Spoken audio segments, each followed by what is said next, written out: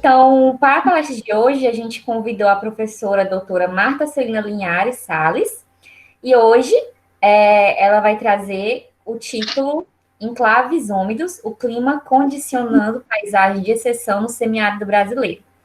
Então, gostaria de agradecer a todo mundo que está participando até agora e a professora por ter aceitado o nosso convite. E falando um pouco da professora, né? Ela possui doutorado e mestrado em Geografia Física pela USP, graduação em Geografia pela UES. Atualmente é professora associada do Departamento de Geografia da Universidade Federal do Ceará.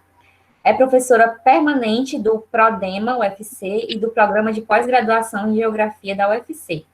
Coordena o Laboratório de Climatologia Geográfica e Recursos Hídricos, o LCGRH, e possui experiência na área de geociências com ênfase em climatologia geográfica, atuando principalmente nos seguintes temas: análise ambiental, desertificação, climatologia regional e urbana. O meu áudio está bom? Sim. Pronto. Eu acho que possivelmente, posteriormente, vai ter algumas interferências aqui, porque parece que às vezes meus vizinhos moram comigo. Então, passando para alguns informes, certo? A frequência, conforme foi ontem, vai ser também por meio de um link no formulário, que vai ser mandado no chat. No final, a gente também vai ter bloco de perguntas, que também será feito por um link no formulário no chat. Então, a gente pede, por favor, que diminuam as interações no chat, porque senão, quando a gente manda o link, vai subindo as conversas e o link se perde. Só que a nossa organização vai estar sempre mandando um link para vocês, certo? A frequência, quando mandar o link, a gente pede, por favor, que assine com antecedência, né? Algumas pessoas mandaram e-mails para a gente ontem, algumas mensagens dizendo que não deu tempo assinar, né? Mas tudo certo, ainda era a primeira palestra, a gente tem outras ainda, certo? Enfim, acredito que sejam essas os informes, e o professor Fred já está conectado. Bom dia, Márcia. Bom dia, Fred. Tudo bom, rapaz. Estamos aqui Gostei do Murilo ontem. Gostou? Tá certo. Estilo quarentena. Então, professora, quando a senhora quiser iniciar, sinta-se à vontade, certo? Ok. Bem, eu faço essa primeira falazinha rápida aqui, ainda usando a minha imagem, né? Que eu gostaria muito de agradecer o convite. Nós tivemos uma banca uns 15 dias atrás e Fred tocou nesse assunto e perguntou se eu poderia participar. Bom, espero poder ter algumas contribuições para essa discussão. O tema eu achei riquíssimo. Eu, particularmente, eu acho que há uma demanda enorme de pesquisa para essas áreas de brejos, como um todo, de brejos de altitude, e em especial as nossas serras, né? Úmidas, porque a gente aqui no Ceará nem tem esse hábito de referenciar de brejos, referenciar como o resto do Nordeste faz, como brejos de altitude. Mas nós chamamos nossas serras úmidas. E como bem o Fred lembrou, essas serras úmidas, elas podem estar sob diferentes estruturas geológicas, mas desde o momento em que ela se destacam pelos seus relevos e condicionam umidades mais elevadas, a gente habituou a chamar, aqui no Ceará, em especial de serras úmidas. Eu vejo assim, que quando há uma agenda, aí eu vou ser mais clara, não há uma agenda, há alguns programas de pesquisa, algumas áreas de pesquisas voltadas para Cerrado, Mata Atlântica, Caatinga, a Amazônia, então, nem se fala, é um dos biomas muito, muito bem contemplado, até pela magnitude escalar dela em todos os fenômenos, mas a gente, quando vai trabalhar mais a questão ambiental dentro dos brejos ou dentro das serras úmidas, e principalmente com esse viés biológico, bioclimatológico, aí a gente só tem que correr atrás do que se chama de Mata Atlântica, né? São os programas voltados para estudo de Mata Atlântica. E claro que do ponto de vista fitossociológico, fisionômico, e mesmo por pelas análises específicas, você tem Mata Atlântica ali, mas o ambiente ele é muito mais do que a Mata Atlântica, já é o reflexo de todo o ambiente. Então, eu vejo que a gente precisa pensar em projetos, em linhas de pesquisa dedicadas a essas áreas de brejos de altitude ou de serras úmidas na sua complexidade, dos solos, geologicamente, geomorfologicamente, existem já excelentes trabalhos, mas tem outras áreas que ainda demandam trabalho, né? Há alguns trabalhos para sair muito brevemente, um deles é de Augusto Neto, que está ouvindo aqui a gente, o outro é de Raimundo, que faz doutorado aí na UES, ambos são climas e microclimas e topoclimas, digamos assim, para o maciço, em especial o maciço de Baturité, né? Então, eu valorizo demais essa temática, me deu um insight, poxa, me animei com a ideia de tratar os nossos brejos, olhar com mais atenção a esses brejos, essas serras úmidas. Eu quero agradecer também o convite e dizer que eu fui da UES, estudei na UES, fiz graduação na UES, e participei do NUGA, que é um núcleo de pesquisa. À época não existia o PET, mas o NUGA seria mais ou menos o PET daquela época. Então, é uma satisfação enorme voltar a essa casa, sempre. Nunca esqueço disso, fiz ecologia, tínhamos muita disciplina da biologia, o que deu uma formação muito interessante. Então, é um prazer voltar, satisfação, e parabenizo mais uma vez pela iniciativa do PET, pela qualidade das apresentações. O Fred ontem fez uma belíssima apresentação. Então, eu vou tratar mais especificamente do clima. E eu acho que o que chamou a atenção, talvez o Fred possa falar, é a ideia de que a gente, como é essa, primeiro, como é que é o clima do Nordeste, depois, como é esse clima semiárido, e dentro desse clima árido se estabelecem esses climas, topoclimas, ou esses climas mais úmidos, que são os enclaves, né? Enclaves ou encraves, ambas as palavras são aceitas na literatura, e isso é uma proposta de Aziz Absaber, né, quando ele reconhece que dentro dos domínios morfoclimáticos você encontra esses enclaves que podem ser de ordem climatológica, como é o caso específico de alguns desses que nós vamos tratar, né, da orografia, a climatologia diferenciada por uma orografia, ressaltado, mas esses enclaves ou encraves, eles ocorrem também em outros biomas. Por exemplo, na Amazônia, nós temos, por exemplo, cerrados, áreas de cerrado dentro do domínio da Amazônia, não pela condição climática, mas pela condição pedológica, pela condição das condições de solo, diferenciações pedológicas que, né, engendram a ocorrência de um outro tipo de vegetação, e é também um enclave, ou um encrave. Então, nós vamos tratar a ideia, compartilho agora minha tela com vocês, agora que eu aprendi. Vamos ver. Né? Ok? A tela, gente?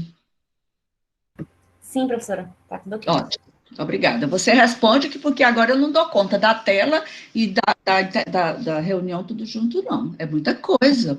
Tudo bem. Nós estamos aprendendo tudo isso agora. Nunca imaginávamos, né? Mas vamos lá. Então, pego aqui a questão dos enclaves úmidos, o clima condicionando paisagem de exceção no semiárido brasileiro, que é muito interessante, que considerando que nós vamos já falar que o semiárido já é também uma condição azonal, um clima de exceção, dentro das regiões latitudinais equatoriais, mas a gente vai já falar disso. Faço aqui a minha apresentação, né, com o meu e-mail, se alguém mais tarde tiver algum interesse, e gostaria também de mostrar o e-mail, aliás, o blogspot do nosso laboratório, é o Laboratório de Climatologia Geográfica e Recursos Hídricos, da UFC. Aqui vocês encontrarão muito material sobre climatologia física, digamos, climatologia dinâmica, recursos hídricos, desertificação. Vocês vão encontrar um banco de teses e dissertações produzidas dentro do laboratório. Sou eu e a professora Maria Elisa Zanella, coordenamos. Esse grupo está há mais de 15 anos em atuação, já formamos para mais de 20 doutores, tanto na climatologia com suas interfaces. Então, eu convido a todos que estão nos ouvindo para olhar e consultar e conhecer esse blog, porque eu acho que vale a pena. Tem aulas, tem livros para download, tem muito material interessante. Bom, eu estabeleci aqui rapidinho um roteiro, pensando em pudéssemos discutir a localização e a climatologia do Nordeste brasileiro, ao conhecer os sistemas atmosféricos atuantes e essas diferenciações climatológicas que se estabelecem. Ontem o Fred chamou a atenção, um aluno insistia, por que isso? Por quê? Bem, em climatologia, nós consideramos que os sistemas atmosféricos, eles são, em primeira instância, os responsáveis pelos sistemas promovedores da chuva. No segundo momento, a gente fala dos fatores geográficos, que vão o quê? Vão condicionar a intensificação ou não dessas condições climáticas que você tem no ambiente como um todo. Então, as chuvas dos sistemas atmosféricos que atuam na região do Nordeste brasileiro, e nós vamos ver rapidamente quais são, eles também vão produzir diferenciações no regime das precipitações das diferentes, por exemplo, regiões do estado do Nordeste brasileiro. Só para vocês terem ideia, vou dar um exemplo bem claro. A zona de convergência intertropical é um sistema importantíssimo para as chuvas aqui. Meruoca, Uruburetama, Baturité, esses dois maciços menorzinhos aqui, ou esses dois, Juá, Camará, Maranguape, Aratânia. Entretanto, lá, por exemplo, em Pernambuco, já vão ser as ondas de leste, que é a que estão nesse momento se organizando, que são responsáveis pelas precipitações lá, né? Mas vamos passar um pouco. O semiárido nordestino, esse como um enclave, e aí eu tomo a palavra emprestada do professor Aziz, né, para falar enclave, mas na verdade o que seria, do ponto de vista da climatologia, seria a ideia de um clima zonal. E esses enclaves úmidos, né, a organização, a importância desse na organização dos espaços geográficos regionais, e pensar um pouco, algumas considerações finais, pensando em alguma agenda de pesquisa. Bom, o Nordeste brasileiro, primeiro vamos falar do Brasil como um todo. O Brasil é um país tropical, com exceção da região subtropical, a região sul do país, quase todo o Brasil se insere dentro de uma zona tropical. Essa zona tropical, quente ou tropical, e essas condições de zonalidade, ou estabelecimento dessas zonas climáticas, elas estão relacionadas com fatores de ordem astronômicas. E digamos, da geometria da Terra. A relação Terra-Sol, a condição dos movimentos de translação da Terra em torno do Sol, a inclinação do eixo, tá? A inclinação do eixo, a ciclicidade, ou a circularidade, ou a forma da órbita. Então, são fenômenos de ordem que nós chamamos da geometria da Terra, da relação Terra-Sol, que, em primeiro momento, vai estabelecer essas zonas climáticas. As zonas tropicais, ou intertropicais, as zonas temperadas e as zonas polares, né? É claro que aqui a gente passaria muito tempo para falar disso. Aqui na imagem ao lado, que eu espero que vocês estejam vendo, a gente tem um corte diferenciado. Nós temos aqui as três, tomando aqui, infelizmente, o hemisfério sul, né? O hemisfério norte, mas isso se replica aqui para o hemisfério sul. Nós temos as três principais células de circulação geral da atmosfera. Além dessa terra... Oi? Só para dar uma dica para a senhora expandir a tela, porque a imagem fica muito pequena. F5, aperta F5. Pronto, ótimo. Pronto? Melhorou um pouco? Tá bom o áudio? Tá sim. Tá, tem que olhar o tempo. Eu falo muito. Bem, aqui ao lado, como eu falei, nós temos, então, as três principais células de circulação geral da atmosfera, ela se reproduz aqui também, são para o sul, para o hemisfério sul. Na interface entre a célula de Hartley, né,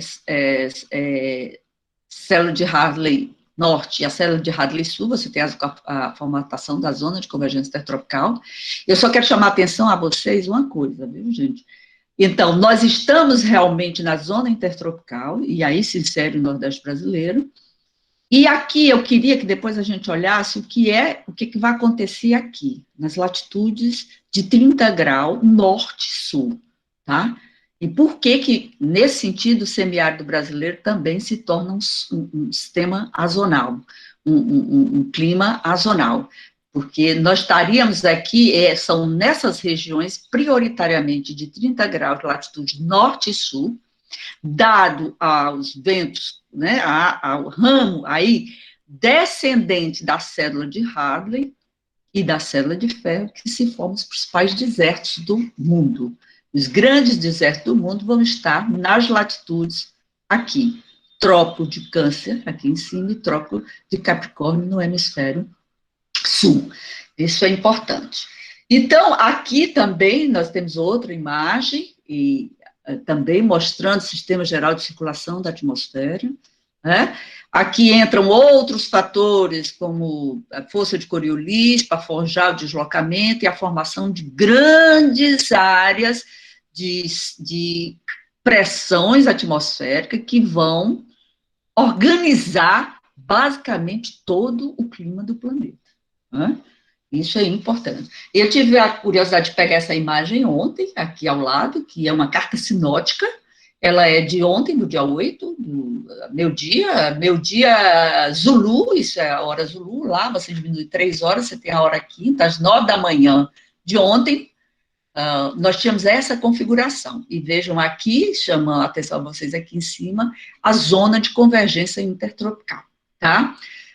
Aqui, a questão da azonalidade climática, como eu falei. Essa do clima semiárido, dessa azonalidade. Primeiro, vamos falar muito brevemente de que, olha, se você observar, os principais desertos do mundo, eles vão ocorrer nas latitudes de 30 graus sul, no hemisfério sul, e no hemisfério norte. Aqui nós temos Kalahari, aqui nós temos o deserto da Austrália, aqui nós temos o Saara, Sonora, e assim outros desertos, como o deserto do Gobi, da Índia e outros, né? Então, essa zona é resultado disso aqui, que eu falei. Esses grandes desertos têm como formação a própria circulação, a gênese deles estão associada à circulação geral da atmosfera, que são essas células de ar seco, tá? E ar frio e seco, relativamente frio, mas principalmente secos também, que impedem a convecção, então diminui a precipitação nessas áreas, tá? Então, quando a gente toma aqui o clima na América, tomamos a América do do hemisfério sul, América aqui na América do Sul, a gente vai ter só condições de climas semiáridos azonais, que é muito interessante. A gente tem aqui o Nordeste brasileiro, numa zona equatorial, nós estamos em média a 3 graus de latitude sul, né? Claro que se estende mais, chega até 15, 10, e nós temos aqui na região da Patagônia, e subindo aqui toda a vertente da Cordilheira dos Andes, nós temos também uma condição de desertos e zonas semiáridas, associado à condição segunda da formação de grandes desertos, que é a passagem das correntes marítimas frias, tá? Então, isso, numa escala global, nós estamos fora das áreas prioritárias de formação de deserto, encontrando-nos, portanto, numa situação azonal. Aqui vale a pena, muito rapidamente, fazer aquela discussão breve sobre por que nós não temos desertos aqui na região do Sudeste do Brasil, principalmente aqui centro-oeste e sudeste do Brasil, dada aos rios voadores. A presença da Amazônia termina condicionando a existência de chuvas importantes aqui nessa região, que, diferentemente de outras regiões planetárias, de outras áreas nessas mesmas latitudes, tem os desertos. A climatologia, aqui eu trago as precipitações, a climatologia das precipitações, é mais ou menos isso, um comportamento geral para o Brasil, né?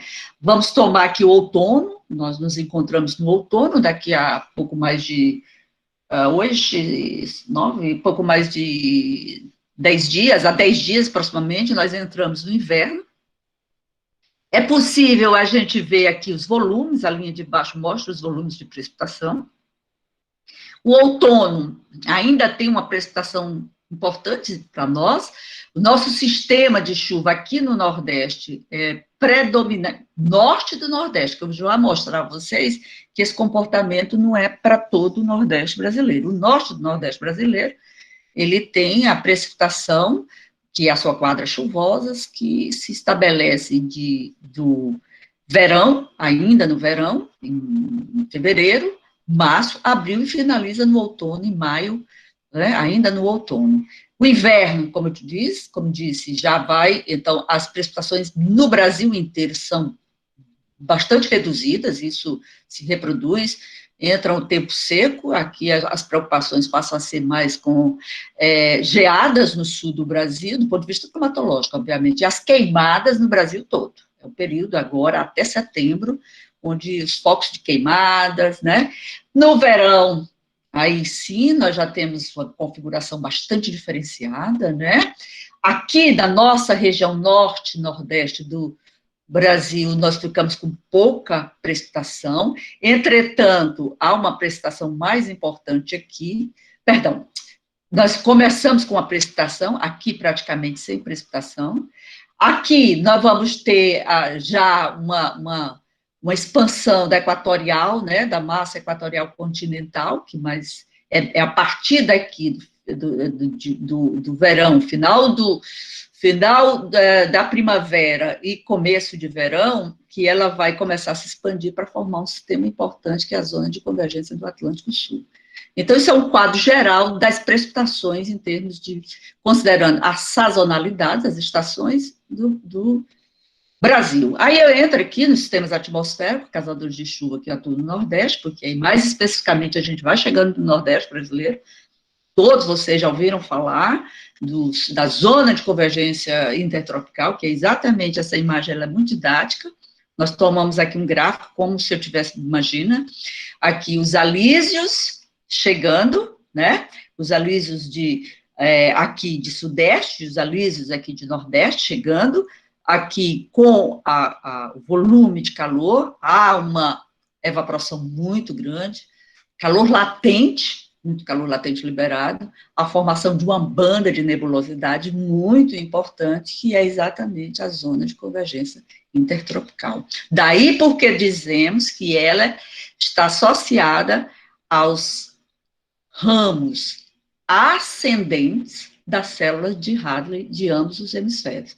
É aqui que ela vai. E aí eu chamo de novo a atenção, esses contralísios que descem secos nas regiões de 30 graus latitude sul e norte, que serão os responsáveis pela formação, no medida em que ele impede a convecção, ela vai transformar essas regiões em regiões secas, os desertos. Os grandes desertos do mundo estão preferencialmente nessas latitudes. Aqui um pouco a precipitação, aqui uma imagem com a zona de convergência intertropical, e alguns pluviômetros mostrando a precipitação média aqui, por exemplo, de Xeramupi, só para você ter ideia. Aqui a precipitação do Rio Grande do Norte. O que é importante aqui destacar é que são exatamente nos meses de fevereiro a maio, onde nós temos a maior precipitação associada à zona de convergência intertropical. Inclusive aqui é o Pará, o norte do Nordeste, e a região, digamos, leste do norte do Brasil, está fortemente influenciada por esse sistema. É realmente o sistema mais importante. E aqui vale a pena eu gosto de fazer essa consideração, porque isso é muito interessante. Veja, historicamente, o dia de São José, 19 de março, ele sempre teve relacionado às precipitações, e aí, a partir do senso comum, o sertanejo sequer sabia da existência, obviamente, dessa zona de convergência intertropical, até porque ela foi descrita como sistema atmosférico importante. Havia-se a ideia de que existia um sistema muito importante, mas a descrição e a sua dinâmica, a sua gênese, ela é coisa relativamente recente, dos anos 60 para cá. Mas, historicamente, o sertanejo esperava o dia 19 de março para perceber ou para avaliar o que seria a sua quadra chuvosa. Sim, porque 19 de março é também a entrada do outono. E é realmente a posição extrema sul que essa zona de convergência intertropical atinge em termos de hemisfério sul. A partir daí, ela lentamente retorna, começa a retornar para o hemisfério norte, e se você não tiver estabelecido bastante condições de convectivas, de muita estabilidade na atmosfera, aporte de umidade oceânica, realmente começa a complicar a situação. Isso é só uma curiosidade, né? Bom, essa zona de convergência intertropical, ela é muito conhecida, serei breve nela. Vamos falar de uma outra área extremamente importante, e aqui não menos importante para o Nordeste, mas mais importante, o Sudeste, Centro-Oeste e própria Amazônia, que é a zona de convergência do Atlântico Sul. Climatologia, quando nós falamos de zona de convergência, nós estamos falando de sistemas de baixa pressão atmosférica, para onde os ventos vão convergir. Tá? Então, ela é definida como uma banda persistente de nebulosidade e precipitação que ela se orienta, observem bem, né, de noroeste a sudeste, ok? Desde a Amazônia até o Atlântico Sul. Essa zona de convergência intertropical, ela vai ser importante para a climatologia do Nordeste, porque ela pode, nesse processo de expansão da massa de ar equatorial continental, ela pode ser responsável por precipitações de volume, bons volumes, consideráveis volumes, que você vai ter na região dos Inhamuns, que seria, considera-se que a pré-estação chuvosa, e também alguma nebulosidade que ela joga na região da Ibiapaba. E Cariri também, tá? E a zona de convergência intertropical, da zona de convergência do Atlântico Sul, ela vai ser responsável por toda a precipitação que se inicia no final da primavera e vai até março, que Tom Jobim cantava. São as águas de março, fechando o verão, levando tudo, e que a gente está habituado a assistir isso através da televisão. Mas, para nós do Nordeste, a importância dela é porque ela vai configurar uma situação de formação dos vórtices ciclônicos, que aí sim são muito importantes, são tipos da pré-estação chuvosa. Aí vem os vórtices ciclônicos de alto nível, são ventos de níveis mais altos da atmosfera, né, do topo da troposfera, que giram no sentido horário, fazendo com que o ar seco fique na área central, e a borda desse vórtice vai se constituir de umidades, e veja, formação de cúmulos nímbicos, que são nuvens que têm desenvolvimento vertical muito grande, e que quase sempre estão associadas às tempestades maravilhosas, tempestades tropicais. Essa imagem também está muito boa, essa imagem é relativamente recente. Aqui você vê essa configuração em cima, a zona de convergência intertropical. Aqui há uma atuação importante da equatorial continental, né? E um vórtice ciclônico se formando aqui, provocando nebulosidade. Só para ter uma ideia, para vocês terem uma ideia, os trabalhos do nosso laboratório, a gente tem observado, e alguns alunos até têm realmente quantificado, a maioria dos eventos extremos de precipitação que ocorrem em Fortaleza, no Nordeste, aqui no Norte do Nordeste em especial, inclusive aqueles eventos extremos de 2004 que responderam pela enchente, a primeira grande enchente do Castanhão, estão associados a esses vórtices ciclônicos, e eles atuam principalmente em dezembro e janeiro. Quer dizer, a pré-estação chuvosa da nossa região norte-nordeste, norte do Nordeste, estão muito suscetíveis à formação desses vórtices e a eventos extremos de precipitação com esses vórtices. Vamos passar aqui rápido para as linhas de instabilidade. Essas linhas de instabilidade se formam principalmente nos meses de verão, no hemisfério sul, dezembro a março. Aqui a gente tem algum exemplo.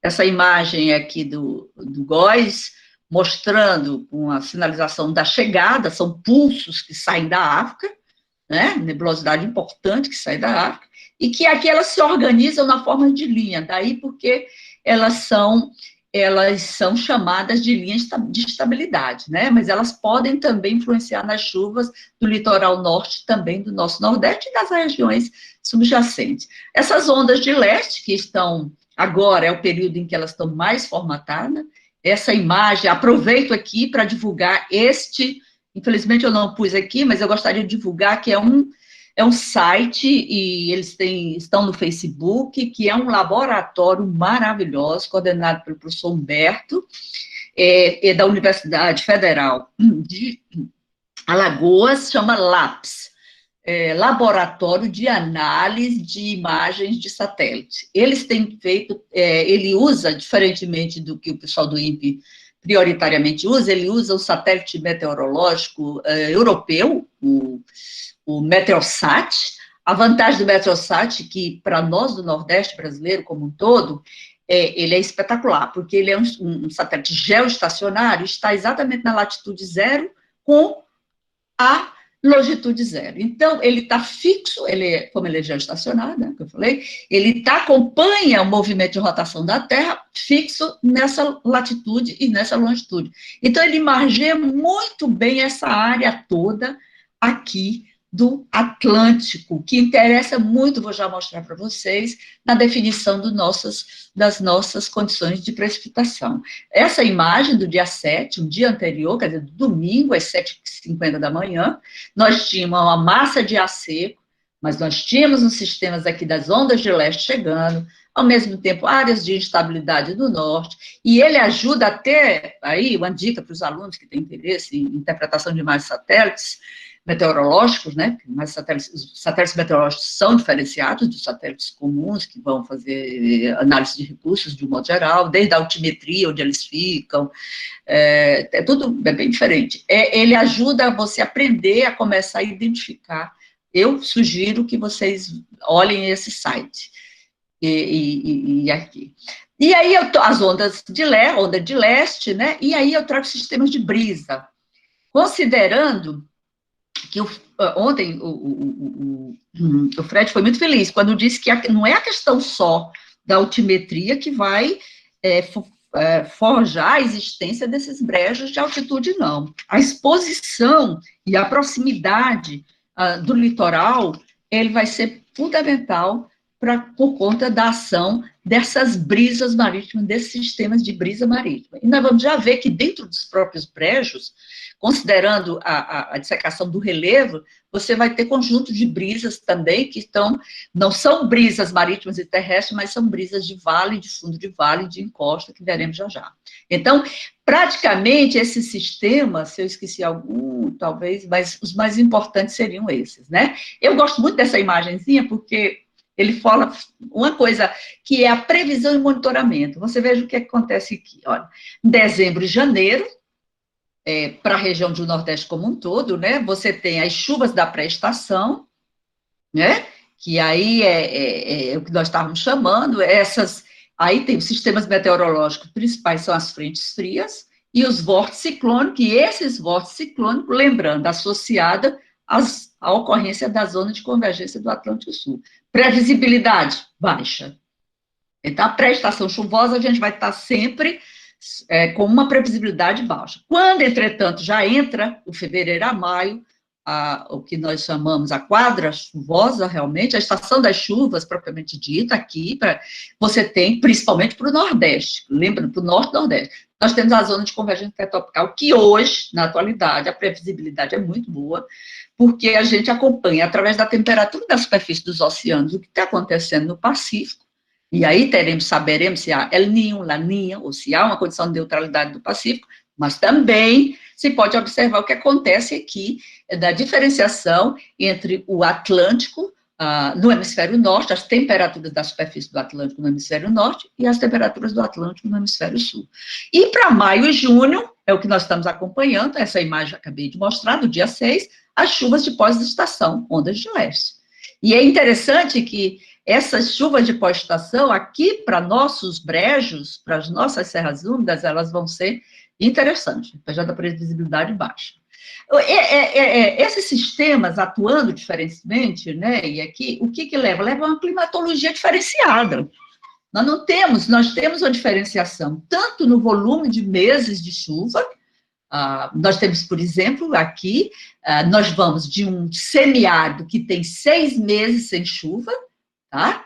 O que é com maior incidência no Piauí, no leste do Maranhão, ou seja, brando, um semiárido, nós usando aqui um termo, né, que o Aziz usou um tempo, né, de semiárido brando, que é outra discussão importante, as próprias classificações climáticas, né, como é a definição dos tipos, a nomeação dessa tipologia, desses tipos climáticos, a gente tem que melhorar isso, e nós estamos esperando aí o trabalho do Augusto, que vem com algumas novidades, mas então, esse clima semiárido de 6 meses sem ocorrência de chuva, né, portanto, 6 meses com chuva, 6 meses sem chuva, é um tipo climático muito mais transicional, ele vai estar aqui.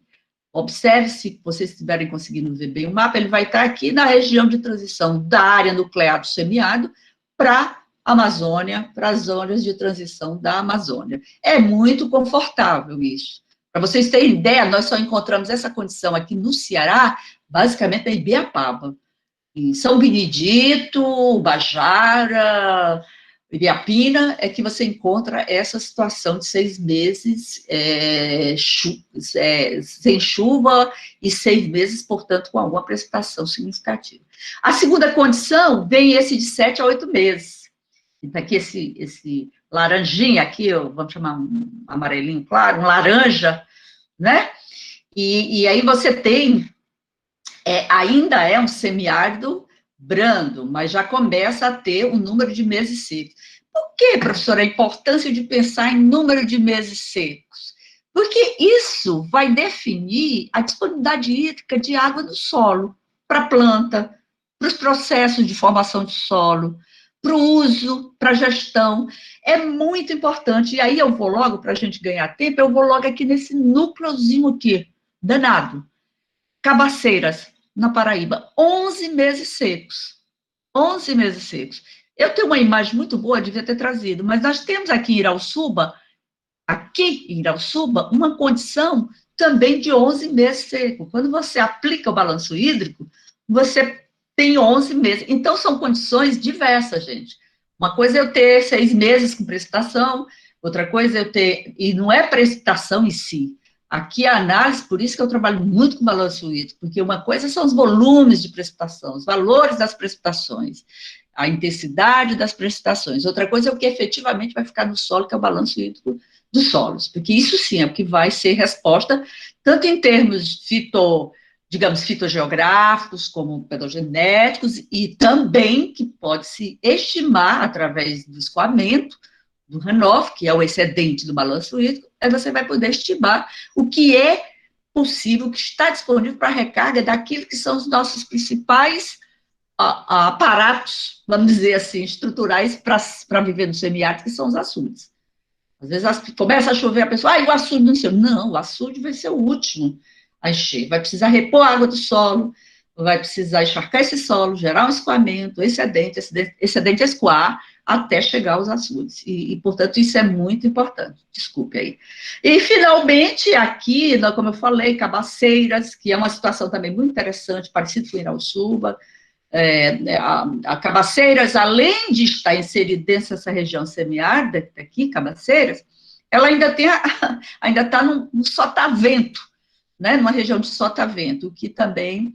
Então, continuando essa climatologia do Nordeste, aqui nós temos nesse mapa a precipitação, né? Nós temos regiões com muita precipitação, principalmente aqui no litoral. Nós temos aqui faixas dentro do litoral que chega a 2 mil milímetros de chuva por ano, né? Que isso aqui é uma área muito úmida, Mata Atlântica, zona de produção de cacau, né, uma área muito interessante. Outra coisa, aqui também uma região extremamente úmida, mas nós temos uma diversidade de precipitações, de volumes de precipitação importante. Isso vai ser importante. Aqui eu gosto dessa outra imagem também, porque é a duração do período seco, que é outra coisa. E aqui, nessa última, ela é importante por quê? Porque veja que ele mostra a precipitação a partir do período. Esta linha aqui, ó, tracejadazinha, mostra que essas chuvas aqui, elas se estabelecem exatamente verão, outono, quer dizer, dependendo principalmente da zona de convergência intertropical. Essa precipitação do litoral, que se estabelece a partir de junho, julho, agosto, ondas de leste e influências aqui, principalmente, influências de repercussões. A massa polar, quando ela está fortalecida, ela chega a transferir muita umidade e gerar precipitações importantes no sul da Bahia, essa região toda. E aqui a gente consegue observar muito bem, principalmente essa região aqui de Jugoés, onde eu trabalhei, aqui no Piauí, no sudoeste do Piauí, a Zacas, a zona de convergência do Atlântico Sul. Moral da história, nós não temos só um regime de chuva, nem do ponto de vista do volume e nem do regime, do período que essas chuvas acontecem. Isso é muito importante. Eu gosto muito dessa imagem também, porque aqui nós vamos mostrar, o que me interessa muito, muito, muito, muito, é mostrar isso aqui, que esse é um grande problema. A despeito da variabilidade do volume das precipitações, que essa imagem mostra, que você vai de 2.000 aqui e aqui, nós estamos submetidos, dada a condição latitudinal, a uma intensíssima taxa de evapotranspiração. Potencial e real, obviamente, né? Então, isso é que vai gerar uma deficiência hídrica muito grande. Poucas regiões semiáridas do mundo têm volumes de precipitação tão importantes como as nossas. Imagina, você ter aqui uma isoieta de 1.800 milímetros, você tem isoietas aqui, próximo a Fortaleza, né, ou mais, né? Então, perdão, aqui as chuvas, desculpa, aqui é a evapotranspiração, mas olhem os valores de evapotranspiração. Isso significa calor. Calor para evaporar essas águas, calor para evaporar. Então, quando a gente pega o Nordeste como um todo, nós temos, então, precipitações que variam em volume, se distribuem temporalmente diferente, mas todas elas submetidas a taxas de evaporação muito alta. Isso é o resultado disso é a deficiência. Aqui, o Nordeste como um todo, lembrando, são aproximadamente 1.500 quilômetros quadrados. O semiárido, nas últimas levantamentos, ou nas últimas classificações, ele está com a área aproximada de 900 mil quilômetros quadrados. E o Fred lembrou bem, viu? Isso aqui é outra discussão, porque nunca foi uma discussão puramente climatológica ou fitogeográfica, ela é política. Dependendo de quem governa, Maranhão já teve grande parte dele dentro do semiárido. Por quê? Porque nós temos o BNB, que tem um fundo especial, aporte de recursos para as regiões semiáridas, então tem a questão política de inserir, de ampliar, diminuir. Então, esse semiárido ele é elástico do ponto de vista político, né? Mas climatologicamente a gente já tem ideia. E qual é a influência? Muito bem, além desses sistemas todos, nós temos coisas maravilhosas. Nós temos o sistema de El Niño, Laninha, meu Deus, tem que ser mais rápido. Influência de El Niño, Laninha. Aqui eu serei muito breve, também é um sistema bastante conhecido, né? Aqui você tem a condição normal, que é as águas mais frias aqui, e com águas ressurgentes aqui, frias, formando uma só célula de circulação, com chuvas principalmente intensíssimas aqui na região da Oceania. Fenômeno de El Niño, modifica o El Niño, na verdade chama-se Enos, né? Eventos, El Niño Oscilação Sul. Não é um fenômeno simples, ele é um fenômeno acoplado, atmosférico, oceânico, extremamente complexo. Mas em anos de El Niño, uma quebra dessa única célula, formam-se duas células, e aí esse ramo descendente dessa célula que vai formar, a partir do aquecimento aqui maior, ela vai impedir a convecção aqui numa região onde aporta muita umidade para o Nordeste brasileiro. Daí a associação entre anos de El Niño e os anos mais secos do Nordeste brasileiro, principalmente aqui na nossa região. Aqui essa imagem também é bem recente, veja que foi agora, semana passada, de 31. Nós estamos numa situação, nesse momento, extremamente confortável, a previsão é de neutralidade, né, isso agora é o momento que se começa a monitorar para nós falarmos da previsão das chuvas do ano que vem. Então, até o momento dessa semana, havia uma condição de temperaturas baixas. Isso levando a uma neutralidade, que a partir de setembro é que deve iniciar o aquecimento. E vamos esperar, então. Uma outra coisa importantíssima, isso é o que nós chamamos em climatologia as teleconexões. E foi isso que a gente avançou bastante, no entendimento da climatologia do Nordeste brasileiro. Aqui é o dipolo, que os meteorologistas estão preferindo agora falar de gradiente térmico do Atlântico, que nós chamávamos de dipolo. São também consideradas as temperaturas da superfície dos oceanos, Atlântico no norte e o Atlântico no sul. Há uma correlação muito importante com isso. Nos momentos em que, os anos mais secos, por exemplo, nós temos essas temperaturas aqui do Atlântico, no hemisfério norte, muito mais aquecidas, gerando, inclusive, aquelas temporadas de furacões que são, particularmente, acho espetacular, né? Mas muito, muito dramáticas. Mas aqui ao contrário, nos anos mais chuvosos, normal, essas águas, outra coisa linda que eu amo, adoro, é olhar o projeto Pirata. Essas imagens estão disponíveis em tempo real, nas boias que monitoram as águas, as temperaturas da água aqui, tá?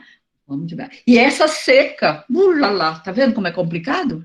Ainda temos seca, muito seca.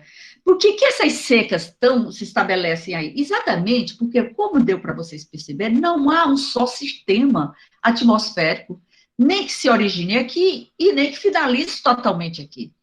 Esses sistemas, dependendo das condições gerais da atmosfera, das temperaturas dos oceanos, de todas as teleconexões que existem, vai haver uma variabilidade muito grande das condições. Então, nós temos regiões que têm índices baixos de incidência de seca, mas nós temos aqui a nossa área nuclear central, que vai ter quase 100%, de 81% a 100% de ocorrência de seca. E eu não vou entrar na seca, porque a seca a gente teria que falar da seca meteorológica, da seca hidrológica, da seca verde agrícola, deixa isso para outro momento. Vamos mostrar a variabilidade interanual das precipitações.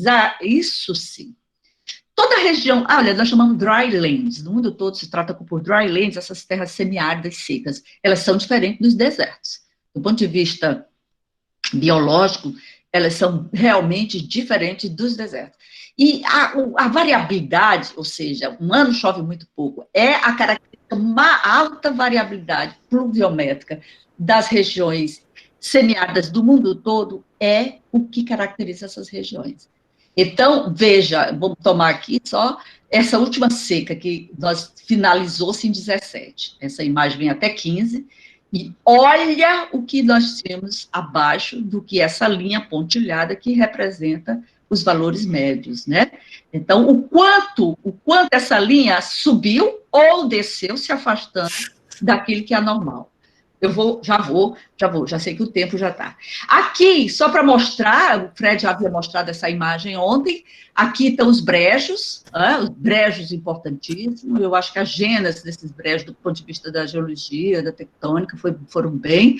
Esses dados eu achei recentemente, me surpreendi, quer dizer, 18 mil quilômetros quadrados dentro do Nordeste brasileiro são constituído por áreas florestais dos brejos de altitude. E vejam, gente, que 35% desses brejos, das áreas desses brejos, estão no estado do Ceará. E a gente nem sabe disso, talvez, né? Nem olha isso. Eu gostaria só de lembrar uma coisa. Por que essa umidade, deslocada aqui nesses pontos verdes, quando o nosso ponto mais alto está aqui na Serra das Matas?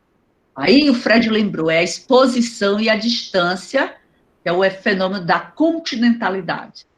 Eu tenho um ponto mais alto aqui na Serra das Matas com 1.175 metros. E eu tenho um pico alto aqui com 1.115, eu acho. Aqui é mais alto, mas a distância do mar não colabora para a formação de um brejo de altitude. Eu tenho aqui uma área de matas secas. E fitogeograficamente falando, são as matas secas que aí ocupam, né? De novo, volta para a questão da maritimidade e da formação das brisas terrestres, tá? E aqui, do ponto de vista climatológico, a gênese desses brejos são isso, vem associada à formação de gradientes térmicos, né?